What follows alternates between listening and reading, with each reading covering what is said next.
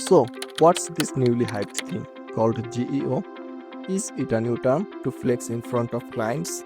Or is it going to kill SEO, which, by the way, has already been dead since 2010?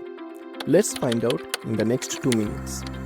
GEO or Generative Engine Optimization is the process of optimizing web contents. So, AI tools like ChatGPT, Perplexity, or Gemini can understand your content and prefer those in their answers.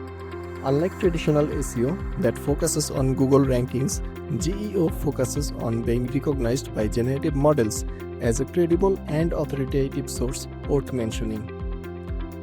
Nowadays, people including me are skipping Google and heading straight into AI tools. Here comes the GEO. The goal of GEO is to get your website mentioned inside AI answers.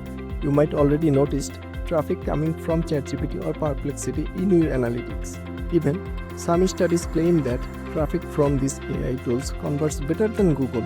So SEOs are like, fine, half a loaf is better than none. AI tools don't know anything by themselves. They rely on sources like Reddit, Wikipedia, and niche-relevant authority sites to build their responses. Now, instead of optimizing for search engines, you optimize for AI engines so they can understand, cite, and recommend you. Therefore, I believe you might not need to write 5,000-word articles or buying 100 of do-follow backlinks anymore, for GEO at least. Instead, to be favored by AI, your content needs clear, factual, machine-readable data, schema markup and structured info, real author expertise, and content that really answers the query. Sounds familiar?